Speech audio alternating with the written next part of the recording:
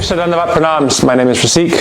So today we're starting our new series on the different demons that Krishna killed in his pastimes in Braj and the anartas or impediments in the heart that are obstacles on the path of our development in bhakti, what they represent. Each of those demons represents a different anarta. Anarta generally means something that's very deeply rooted within us, some kind of like sinful tendency, offensive mentality, anything that's stopping us from achieving our goal of spiritual self-realization or directly meeting and having darshan with Krishna and being able to have a loving relationship with him. There's stages in the development of bhakti that start with developing faith, which is first described to be very tender, komal shraddha. Then we enter into association with devotees of the Lord, saintly association called sadhu sangha. Then we start practicing the different stages of bhakti or the different limbs of bhakti, shravanam, kirtanam, hearing, chanting, studying the scriptures under guidance. All these different stages we start to practice, and chanting, doing kirtan, hearing katha, visiting the holy places. These are stages in our process of bhakti, or limbs in our process of bhakti. So that's done at bhajana kriya. Then the next stage comes as anarta nivritti. Anarta nivritti means dispelling the anartas, or those impediments or obstacles in our progress. And our acharyas described that stage of anarta nivritti, or dispelling those impediments, it represents what the demons that Krishna killed in his pastimes in Braj. Each of those demons that Krishna killed represent one of the different anartas. And so it's very important that we learn about these demons and the anartas they represent so that we can identify these tendencies within ourselves and try to slay them. That this is a chance for us to, when we are embarking on our spiritual quest, then there are many different obstacles that we will face.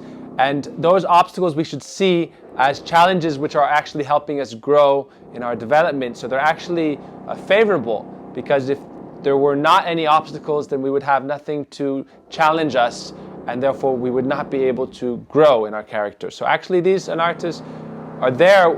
They're something that we must be able to slay, but at the same time these obstacles are helping us grow. Therefore they are in one sense helpful for us. We should see them as beneficial in the sense that they are giving us some challenge to kind of cross over. So when Krishna goes to the forest, that is in his mid-morning and then afternoon pastimes. So that time of the day in Braj Leela, it corresponds to Anarta Nivritti. And we see that when Krishna wakes in the morning, he's in the groves with the Srimati Radhika, he returns quickly to his home before dawn, then he wakes and has his morning pastimes, Prata Leela. But then after that, after breakfast, Krishna goes to the forest. So that time represents this stage of the devotional process of Anarta Nivritti. And when he enters the forest, that's when we see all the demons attack and fight with Krishna. And that's why it's significant that these anartas, we should not think that these things we're going to hear about are something external that we need to fight with. These people are bad, those people are bad, they have these problems, they have these problems. It's not about projecting this upon others. It's about looking within and trying to resolve these tendencies and slay the demons of these tendencies within us.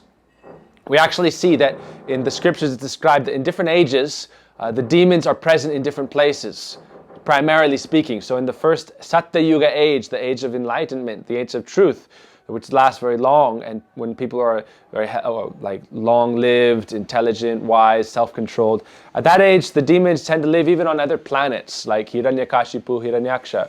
They're living in the heavenly regions or in the subterranean regions, other realms. Then the next age of Treta Yuga comes. At that time the demons are living on the earth, but generally we see the famous demons, they're living, for example, like on another island or continent. We see Treta Yuga famous demon is Ravan. He was living on Sri Lanka. Then Dwapara Yuga, the demons are living more close. Then that time the demons, they were with, Dwapara Yuga, all the demons in Krishna Leela, they were very close, even in Braj. Kaliya, Putana came to Braj, Dhenukasura, Kesha, so many different demons, the Keshi Daitya. So they all were very nearby. Now, in the present age of Kali Yuga, the age of quarrel, the scriptures describe that those demons are tendencies that dwell within the actual heart, mind, and ego of the living entities themselves. So when we hear about these demons and what they represent, we need to try to see if we have any of that tendency within us, and then we should try to dispel it.